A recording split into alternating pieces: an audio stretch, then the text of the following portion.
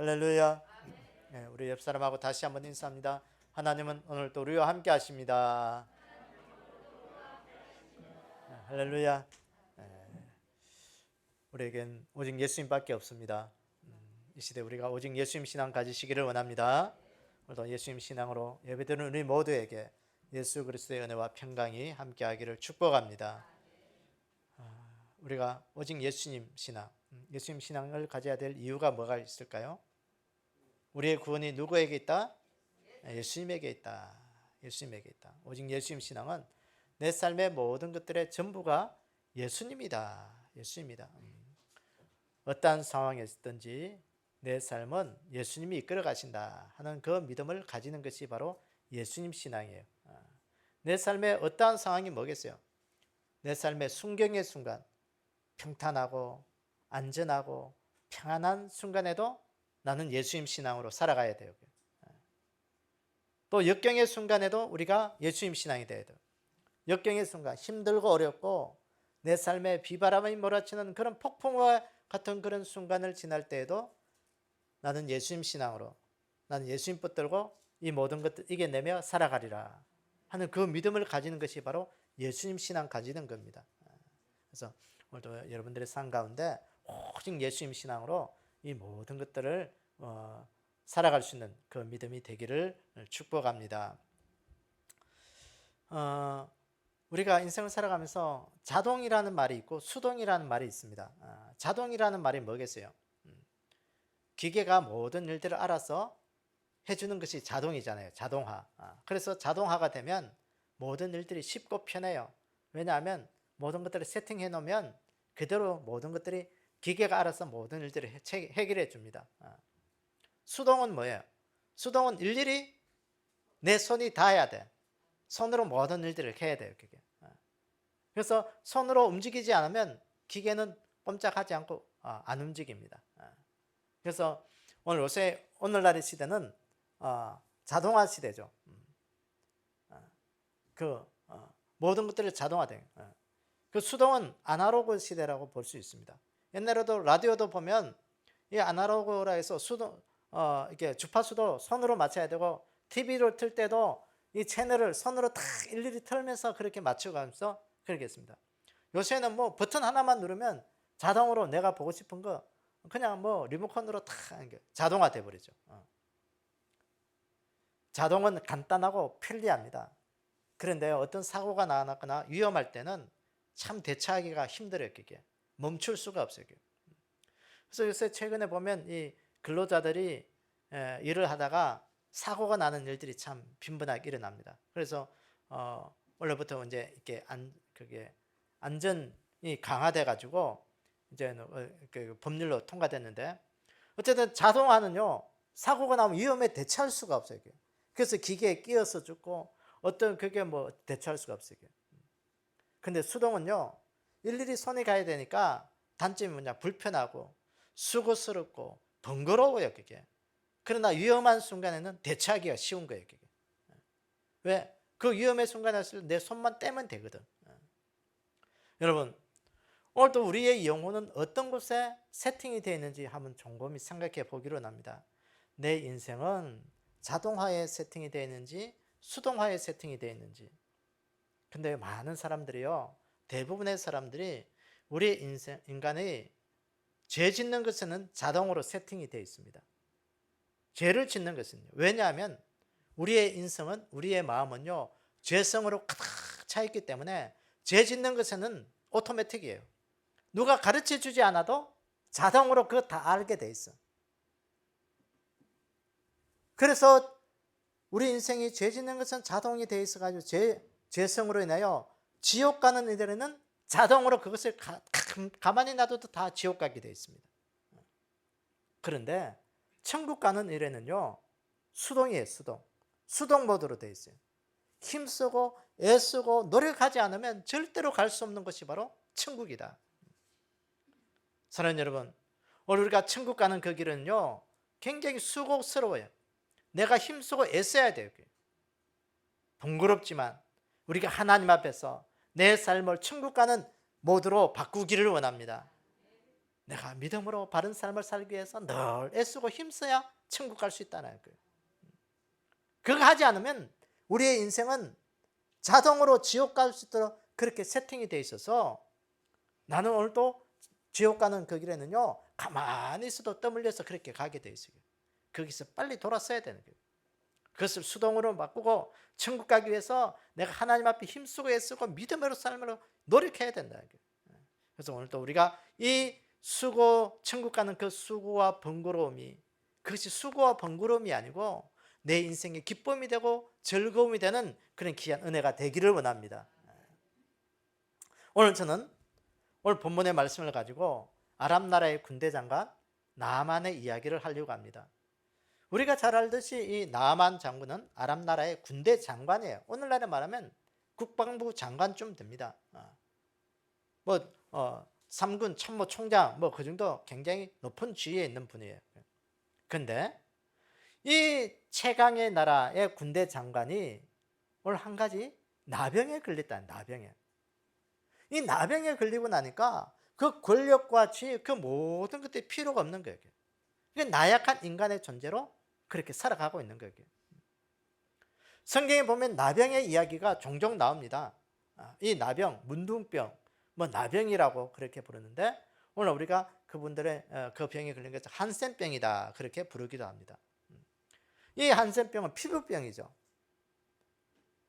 오늘날에도 거의 약들이 잘 이렇게 좋고 의학이 발달됐지만 그래도 이 나병에 걸리면 한센병에 걸리면 불치병이에요.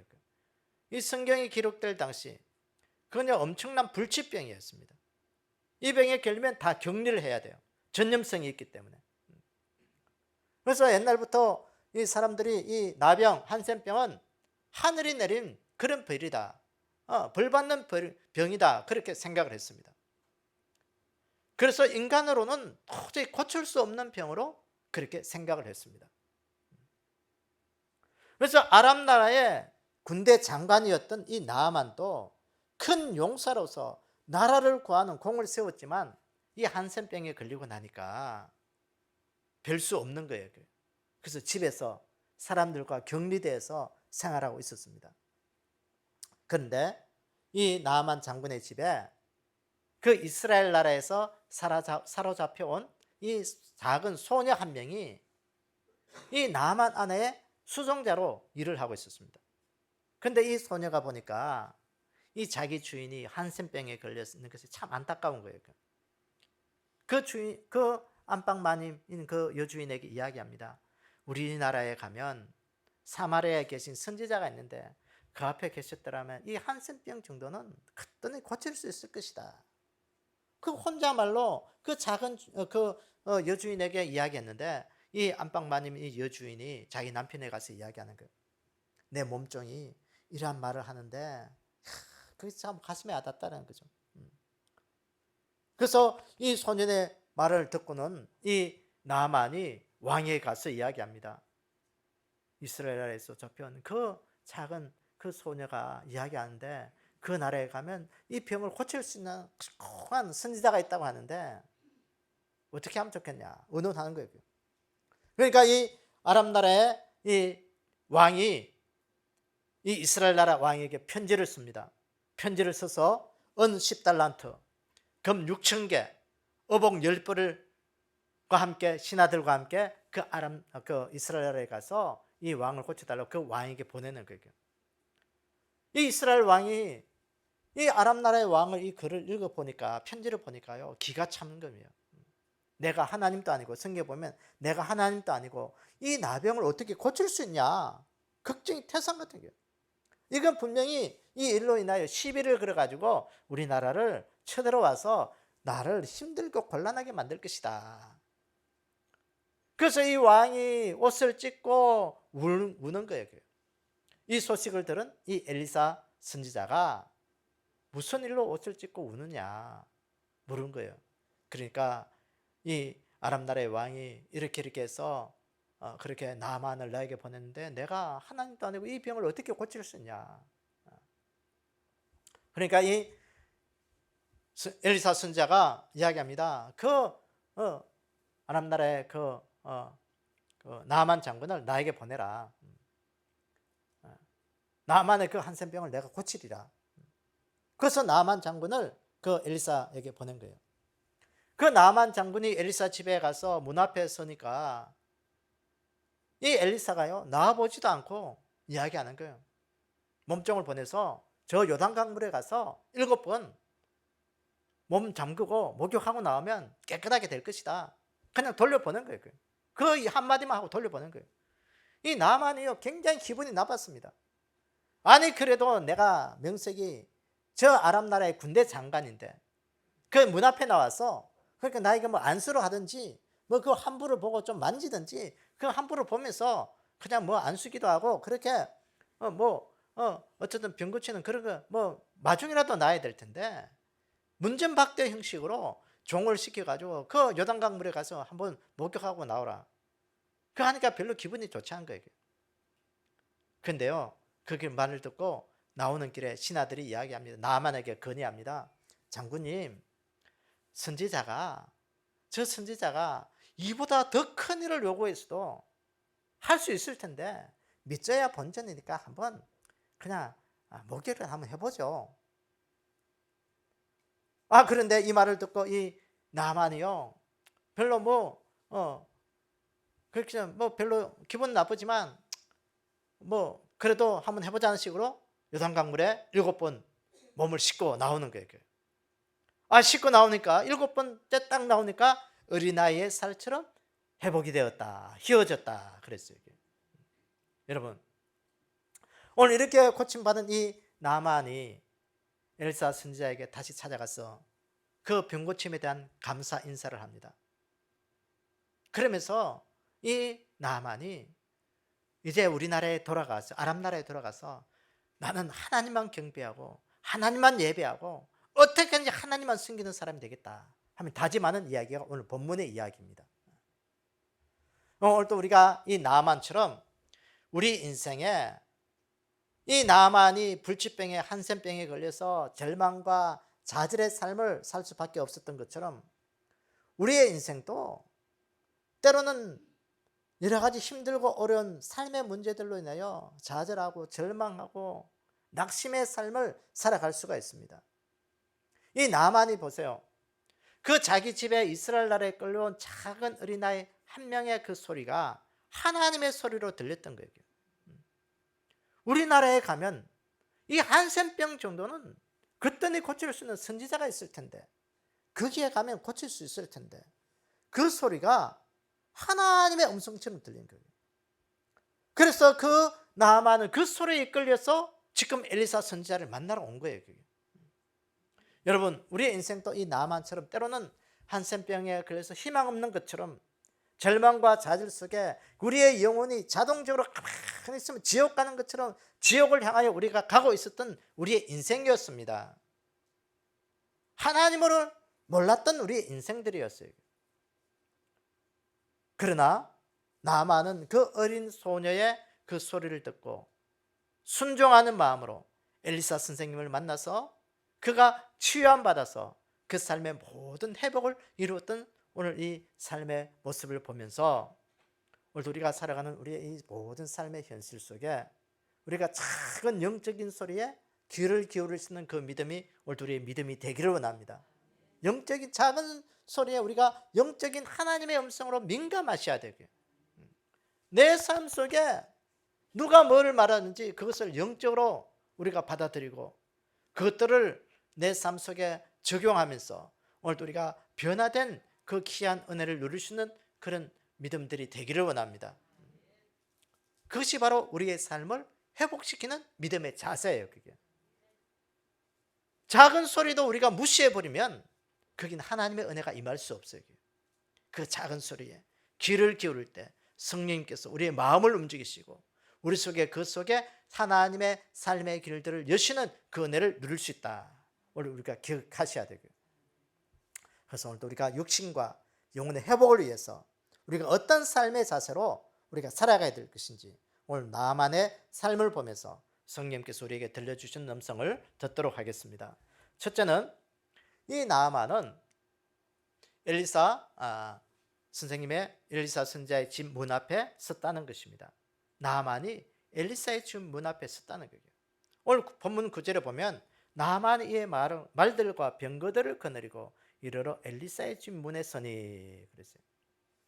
나만이 그 한센병을 치료하기 위해서 엘리사의 집 문 앞에 섰다는 것은 이 나만이 엘리사 선지자의 기도를 받으러 왔다는 거예요.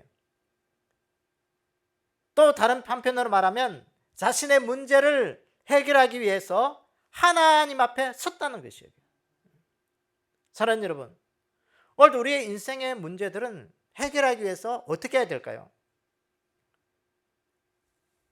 우리가 하나님 앞에 기도해야 되고 하나님 앞에 서는 것이 먼저 중요한 것이에요. 내 삶의 문제들을 하나님 앞에 이끌어내야 되는 거예요. 내 삶의 문제들을 하나님 앞에서 해결하기 위해서 하나님 앞에 서야 되는 거예요. 하나님 앞에 서지 않으면 아무것도 우리 인생의 문제를 해결할 수가 없습니다. 여러분, 오늘 서다라는 이 말을 히브리어의 의미를 보면 입장을 취하다, 머물다, 정하다 그런 뜻이 있습니다. 이 나만이 어떤 입장을 취했을까요? 주의 종을 만나 엘리사를 만나 내가 이 병을 치료함 받겠다는 그런 입장을 분명하게 취했던 것입니다. 사랑하는 여러분, 오늘 우리가 하나님 앞에 내 삶의 문제들을 해결할 수 있겠다는 그 삶의 문제들을 분명하게 입장을 취하는 우리의 삶이 되기를 원합니다. 이 머물다는 그런 뜻도 있는데요. 어떻게 머물세요? 내가 하나님 앞에 이 병을 치료해야 되겠다는 그런 뜻으로 늘 하나님 앞에 떠나지 않고 내가 그 하나님 앞에 머물러야 되겠다는 그런 의미를 가지는 것이에요. 그래서 오늘도 우리의 삶의 문제들은 늘 하나님 앞에 머물러 있어야 해결되는 것입니다. 하나님 앞에 머무는 삶이 되기를 원합니다. 내가 하나님께서 분명하게 치료해 줄 것을 확고하게 믿는 그 뜻을 정할 수 있는 그 믿음이 되기를 원합니다. 뜻을 정해야 돼요. 하나님만이 오늘 또 이 내 삶의 문제들은 해결할 수 있으리라. 확고한 뜻이 정해지지 않으면 우리는 늘 바람에 흔들릴 수밖에 없어요. 여러분, 그 병든 사람의 가장 약점이 뭐냐면요, 귀가 얇다는 거예요. 어떤 사람은 이 약을 먹어서 치료함 받았다면요, 그 약도 먹고 싶고, 또 이렇게 해서 치료함 받았다면요, 그것도 해보고 싶고, 모든 걸 다 해보고 싶은 것이 이 병든 사람들의 심정이에요. 그게 오늘 이 나만 또 마찬가지였을 거예요. 그 한센병에 걸렸을 그때 사람들이 뭐 이것 좋다 저것 좋다 다 소리를 들었을 거예요. 그런데 이 나만은 지금 엘리사 선생님 그 선지자 앞에 분명하게 있었다는 것은 하나님께서 나를 치료해 주실 것이라는 뜻을 확고하게 정했다는 것이에요. 세상의 그 어떤 소리도 듣지 않고 하나님만이 내 삶의 문제를 해결해 주실 분이라는 것을 뜻이 확고하게 섰다는 것입니다. 여러분, 오늘 문제 없는 사람은 아무도 없어요. 다 사람들은 문제를 가지고 살아갑니다. 그 문제의 앞에 우리가 흔들리면 안 되는 거예요. 어떻게 흔들리면 되지 않을까요? 세상의 사람들은요, 그 문제 때문에 이것도 좋다 저것도 좋다 이렇게 하면 좋다 다 이야기합니다. 그러나 오늘도 우리 믿음의 사람들은 어떠한 뜻을 분명하게 해야 될까요? 하나님만이 내 삶의 문제 해결자다. 여러분, 오늘 인생의 사람들 보세요. 어떤 사람은 건강의 문제, 어떤 사람은 물질의 문제, 어떤 사람들은 사람들에게 관계가 꼬여서 그것들로 힘들어하는 그 문제, 어떤 사람들은 부부의 문제, 어떤 다른 사람들은 자식들의 문제, 이 상황 저 상황 여러 가지 삶의 환경 속에서요, 이것도 좋다 저것도 좋다 저렇게 해봐라 이렇게 해봐라 사람들이 여러 가지로 이야기합니다. 그러나 그 문제 속에 우리가 흔들리면 안 되는 거예요. 하나님 앞에 분명한 생각하고, 하나님 내 삶의 해결자는, 새 삶의 문제 해결자는 하나님이십니다. 하나님 앞에 나아가는 그 귀한 은혜가 우리 가운데 있기를 원합니다. 열왕기하 19장에 열왕기하 19장입니다. 19장 35절에 보면 히스기야 이야기가 있습니다. 그 히스기야가 그 아수르의 사내립이 쳐들어왔습니다. 18만 5천 명의 군사를 이끌고 예루살렘 성을 포위했습니다. 이제는 꼼짝없이 그 아수르에 망하게 됐어요. 그때 이 히스기야가 한 것은 뭐냐? 하나님 앞에 기도하는 일밖에 없었습니다. 그 밤에 간절하게 히스기야가 기도하고 나니까 그 다음날 보니까요, 그 모든 군대가 성장이 되어서 그 앞에 있는 거예요. 그게 자기는 하나님 앞에 기도한 것밖에 없는데 하나님이 그 아수르의 그 군대들과 싸워서 하룻밤에 모든 18만 5천의 군사들을 송장으로 만들어버린 거예요. 사랑하는 여러분, 내 삶의 위기의 상황 속에 내가 할 수 있는 건 뭐냐? 하나님 앞에 서서 기도할 수밖에 없다는 거예요. 마가복음 2장 3절에 보니까 사람들이 한 중풍병자를 네 사람에게 메워가지고 예수님께 가져갔다 했어요. 우리가 잘 알듯이 중풍병에 걸린 그 사람을 고쳐주기 위해서 그 친구 4명이 들것에 들려서 예수님에게 데리고 왔습니다. 근데 사람들이 너무 많아서 예수님께로 갈 수가 없으니까 그 친구들이 그 지붕을 뚫고 그 예수님 앞에 그 친구들을 내렸을 때 예수님께서 그 중풍병자를 고쳐주었던 것을 우리가 잘 알고 있습니다. 사랑하는 여러분, 우리 문제의 해결점은 예수님밖에 없다. 예수님밖에 없다. 예수님이 우리 문제의 삶의 해결자라는 것을 늘 기억하기를 원합니다. 마가복음 5장에 보면 12년을 혈류증으로 앓던 그 여인의 고통의 이야기입니다. 이 혈류증을 앓는 이 여인은 예수님을 찾기 전에 얼마나 많은 의사들을 찾았겠어요. 하루 이틀도 아니고 12년을 여인이 그 고통 가운데 있은 것을 그 여인의 그 고통의 그 병을 치료하기 위해서 많은 노력을 했을 것입니다. 그럼에도 다 모든 것이 무용지물이 되었을 때 그가 예수님의 옷자락을 만졌음에도 불구하고 그 모든 것들은 예수님이 은혜로 말미암아 치료함 받게 되었던 것입니다. 우리가 이 믿음 가지셔야 돼요. 오늘도 내 삶은 내 삶의 문제들은 예수님 만날 때 해결되리라. 예수님 직접 만날 때 나는 해결되리라. 내 삶의 모든 문제들을 하나님 앞에 가지고 나가서 내 삶의 모든 문제의 해결자는 하나님밖에 없다는 것을 늘 기억하고 하나님께 가지고 나올 수 있는 그 믿음 가지기를 원합니다. 오늘날의 이 시대는요, 사람들이 뭔가 눈에 보이는 것들을 확실하게 붙잡으려고 많이 노력하고 있습니다. 그래서 기계 문명이 발달되고 과학이 발달될수록 사람들은 굉장히 그 기계와 문명과 과학을 더 의지하려고 하고 있죠. 우리도 마찬가지예요. 뭐가 과학적으로 증명이 되지 않고 데이터상으로 뭔가 수치상으로 나타나지 않으면 별로 신빙성이 없어요. 안 믿습니다. 특별히 이제 4차 산업혁명 시대가 되면서 오늘날 이 시대는요, AI, 즉 인공지능, 로봇, 이 모든 것들이 이제는 우리의 모든 삶을 지배하기 시작했어요. 특별히 이제 우리 여기에 피부로 와닿는 것이 이제 산업 현장이죠. 산업 현장에 이제 로봇이 사람들의 모든 일들을 대신합니다. 그래서 단순 노동들, 또 위험한 일들, 이러한 일들은 로봇이 이제 거의 대처를 하고 있는 그런 상황이고, 또 하나는 의료계가 이제는 로봇이 하죠. 로봇. 이제는 수술을 의사가 하는 것보다도 로봇이 하는 것을 더 이제는 선호합니다. 그래서 옛날에는 암이라든지 큰 수술을 할 때는 배를 죄송합니다만 배를 끝까지 다 갈라가지고 완전 활짝 열어놓고 이제 활복이라 하죠. 그렇게 해가지고 사람들의 손으로 일일이 찾아내가지고 의사들이 하는데, 요새는요 그런 수술을 잘 안 합니다. 구멍 몇 개만 내가지고 로봇이 이제 컴퓨터 보면서 그거 보는 거예요. 그렇게 하는 거예요. 그래서 요새는 큰 수술도 이제는 배를 안 갈라요. 그냥 구멍 몇 개만 뚫으면 다 해결돼. 그렇게 이제 바뀌는 거예요.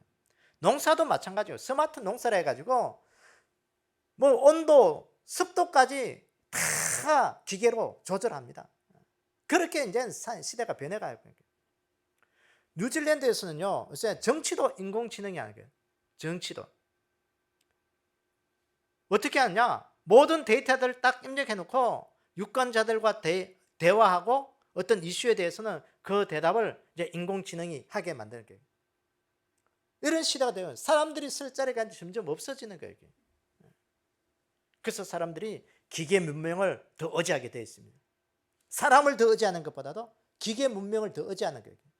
사람은 무서운 거예요. 그러니까 인간성 파괴가 이제 거기에서 일어나고 있는 거예요.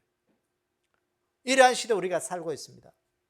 여러분, 오늘도 내 삶의 문제들을 누구에게 더 의지하기를 원하십니까? 오늘도 내 삶의 모든 것들을 해결하실 분은 하나님밖에 없다. 하나님밖에 없다.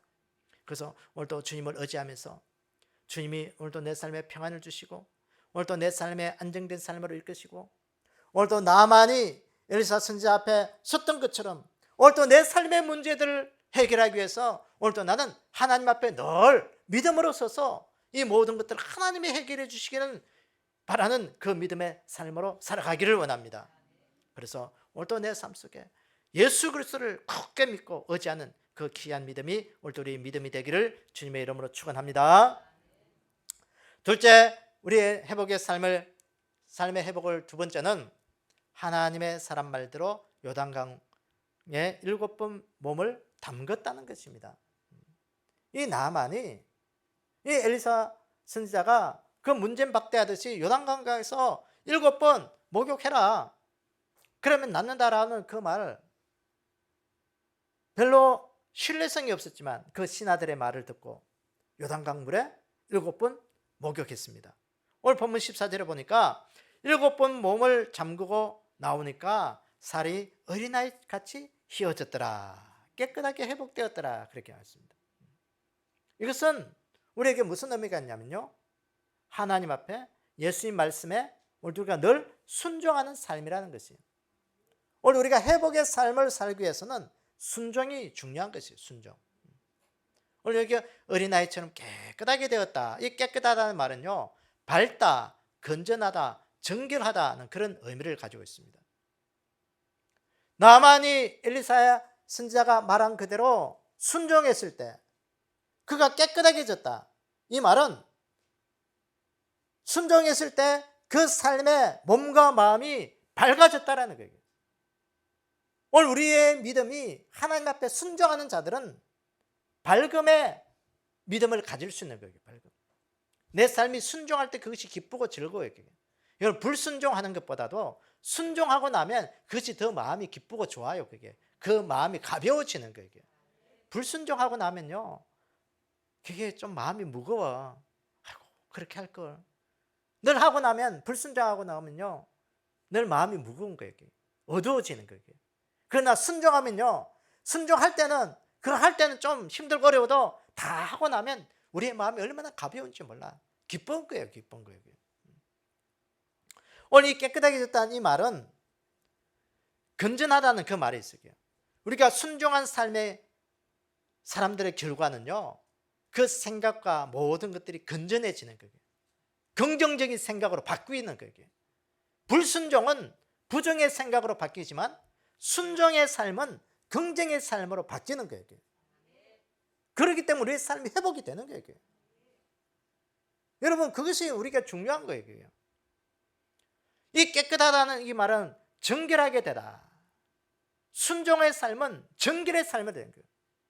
순종하고 나면 어두운 기운들이 다 사라지는 거예요. 부정적인 기운들이 다 사라지는 거예요.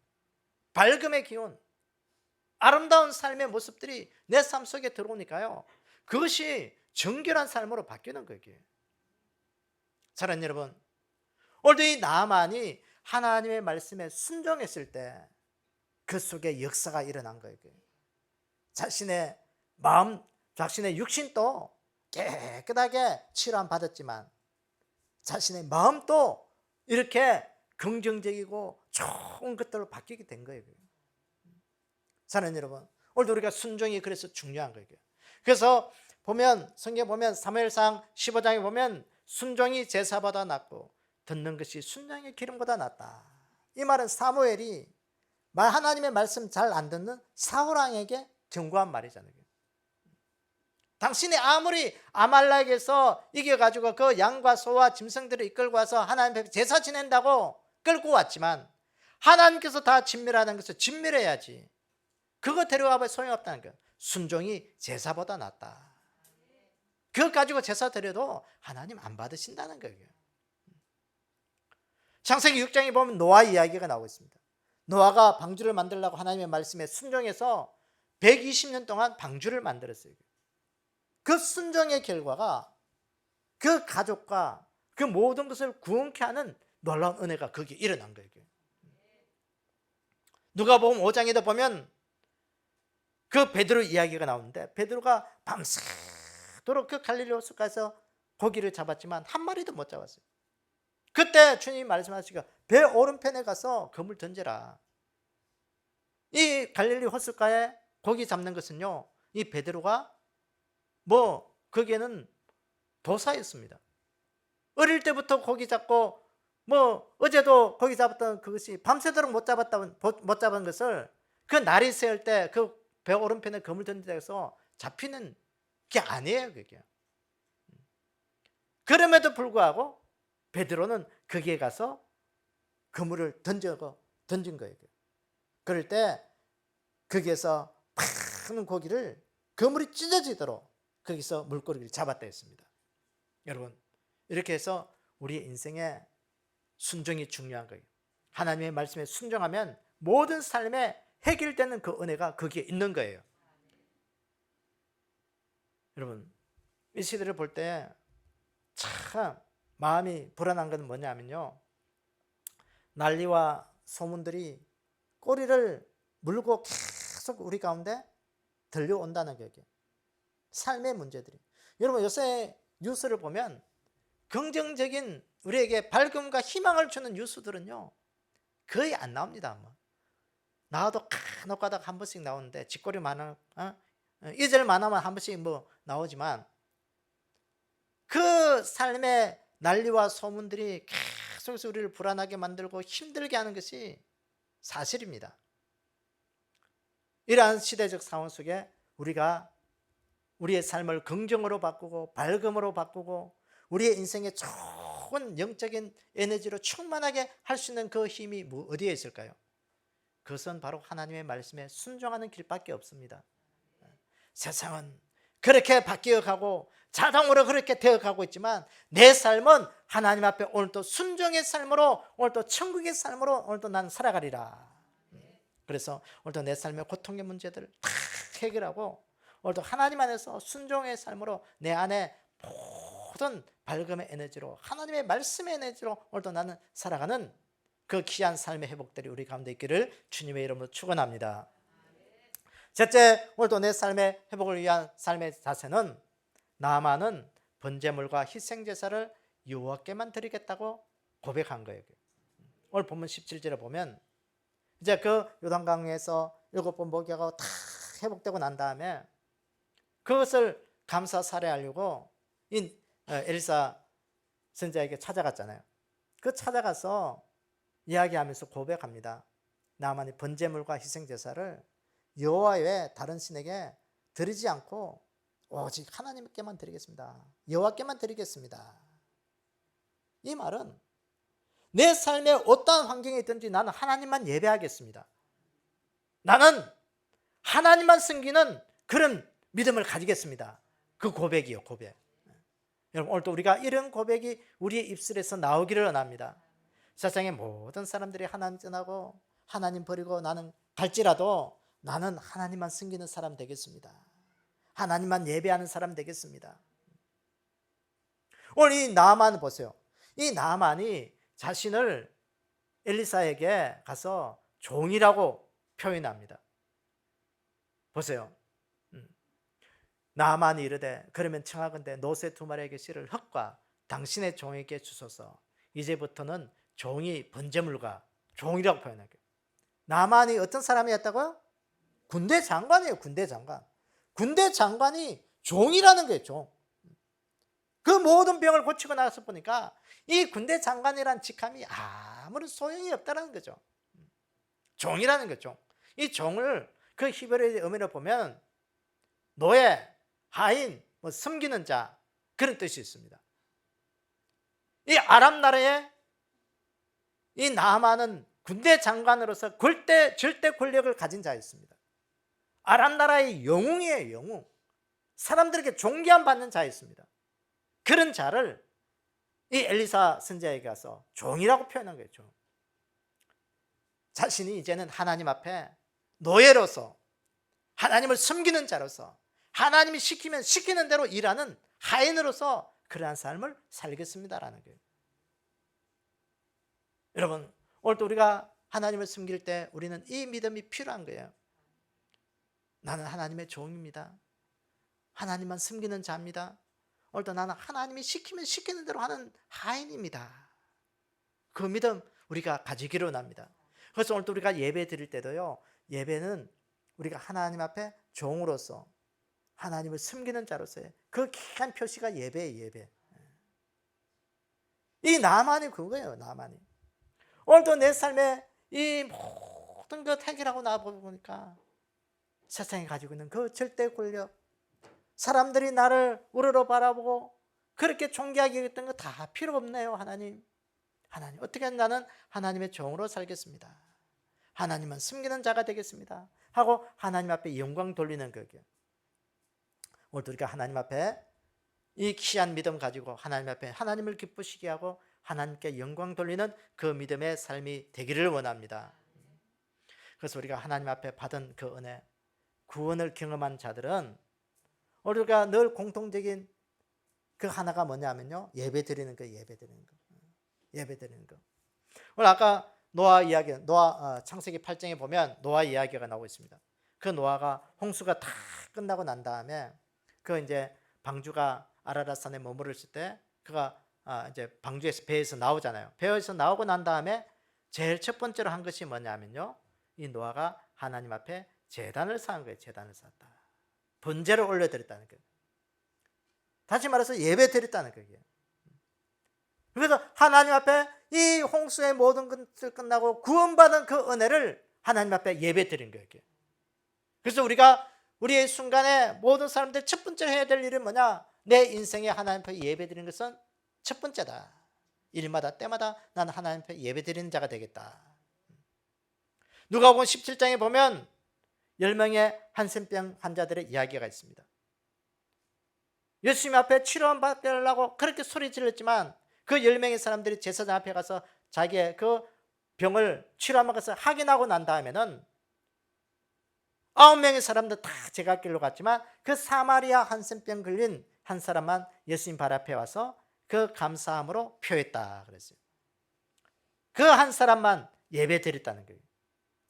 감사 예배를 드렸다는 거예요.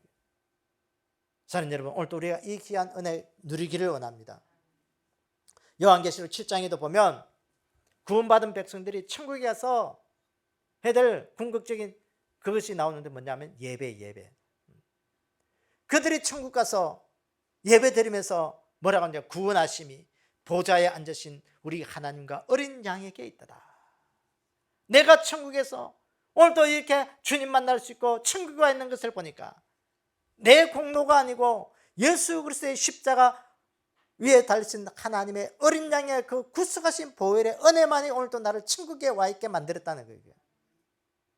여러분, 오늘도 예배 드린 것이 오늘까 구원의 감격을 누리는 것이 바로 예배가 되어야 돼요. 예배. 이 나만 장군이 자기가 한센병에 걸렸을 때는요, 아무에게도 말 못했습니다. 왜? 말해봐야 그 사람들이 치료해 줄 수 있는 그런 것이 못 되었던 것이죠. 그러나 이 병을 엘리사 선지자에게 가지고 왔고 그 엘리사 선지자가 이렇게 말한 대로 순종했을 때 치료받게 되었고 그 치료만 받고 난 다음엔 이 나만이 상천하지 이 세상에 하나님만이 할 수 있는 일이라는 것을 알게 된 거예요. 그러니까 자신이 그 어떤 것도 이제는 나는 못 믿겠다. 세상에 있는 것도 못 믿겠다. 내가 믿을 분은 하나님밖에 없다. 그래서 나는 하나님만 예배하고 하나님만 섬기는 자가 되겠다. 그 고백을 한 거예요. 그 고백을. 그래서 내 인생의 이 삶, 나를 이끄실 분은 누구냐? 하나님이다. 나를 푸른 초장 맑은 시냇물가로 인도하실 분은 하나님이다. 나의 선한 목자가 되실 분은 하나님이다. 내 인생의 문제를 해결하실 분은 하나님이다. 내 인생의 문제를 해결할 그 어떤 것도 나는 없다. 하나님만 있으면 전부 다 된다. 전부 다 된다. 그래서 오늘도 우리가 하나님을 꼭 붙들고 오늘도 내가 하나님 예배하고 하나님 섬기는 일들에 오늘도 나는 믿음의 최선을 다해서 난 오늘도 살아가리라 하는 그 고백이 우리 가운데 있기를 주의 이름으로 축원합니다. 오늘 말씀을 한번 정리해 봅시다. 이 나만 장군이 자신이 질병에 걸렸을 때 그 문제를 해결하기 위해서 누구에게로 가지고 왔어요? 엘리사 선지에게 가져왔듯이 오늘 우리는 누구에게 이 문제들을 가지고 가야 된다고요? 하나님 앞에 내 삶의 모든 문제들을 가지고 가야 된다. 그 믿음이 되기를 원합니다. 이 나만이 엘리사 선지자가 이야기하는 그 말에 순종했습니다. 그것처럼 오늘 또 우리의 마음은 어떤 믿음이 되어야 돼요? 순종하는 믿음. 순종하는 믿음만이 내 삶의 회복을 이루리라. 또 세 번째는 이 나만이 그 모든 병에 치료받고 난 다음에 오직 하나님만 예배하고 영광 돌리겠다. 하나님만 섬기는 자가 되겠다고 고백했던 것처럼 오늘 또 우리는 하나님만 예배하고 하나님께만 영광 돌릴 수 있는 그 믿음이 되기를 원합니다. 그래서 이 한 해 내 믿음이 하나님으로 인하여 내 삶의 모든 문제가 해결되고 오늘 또 내가 하나님만 섬기는 자가 되어서 하나님께 영광 돌리고 내 삶의 인생에 이 시대 천국 신앙 붙잡고 오늘 또 내가 내 영혼이 천국 갈 뿐만 아니라 내 삶의 모든 육신의 문제들도 오늘도 하나님이 해결해 주시는 그 은혜 앞에 늘 감사와 찬송과 영광을 올려드리면서 오늘도 내가 믿음의 아름다운 삶을 살아가는 그런 귀한 복된 자들이 다 되기를 주님의 이름으로 축원합니다. 아버지 하나님, 오늘도 우리의 삶의 모든 문제들을 주님 앞에 가지고 왔습니다. 주님 앞에 내려놓을 때마다 주님, 오늘도 우리를 불쌍히 여기주셔서 우리의 삶의 문제들을 해결하여 주시옵소서. 우리의 힘으로는 어떻게 할 수가 없어요. 하나님, 이 한 해도 우리가 이렇게 시작했지만 우리의 인생들을 살아가기에는 너무나 힘들고 어려운 삶의 문제들이 우리 앞에 놓여 있습니다. 하나님 앞에 가지고 올 때마다 하나님이 해결해 주시고 순종의 믿음으로 살게 해주셔서 이 모든 것들이 이 나만이 해결을 받은 것처럼 우리 인생도 해결 받을 수 있는 그런 삶의 문제들이 되게끔 축복하여 주시옵소서.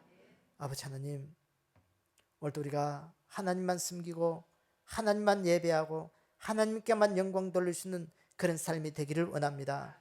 어디에 있든지 늘 우리의 삶이 하나님께로만 조정되게 하시고 하나님을 섬기는 그 일들에는 열심을 가지고 우리가 섬길 수 있는 그 복을 누리게 도와주시옵소서. 지금은 성자 예수님의 그 구원하신 그 구원의 은혜와 성부 하나님의 무한하신 사랑과 성령님의 내주 교통하심의 역사가 이 안에도 우리의 삶의 모든 문제들을 온전하게 회복시킬 주실 그 믿음으로 가지고 오늘도 이 한 해의 남은 시간들을 우리의 평생의 시간들을 믿음의 선한 경주를 하며 아름답게 하나님 앞에 믿음 지키며 살아가기를 원하는 믿음의 백성들 머리 위에 주님 다시 오실 그날까지 영원히 함께하기를 축원하옵나이다. 아멘.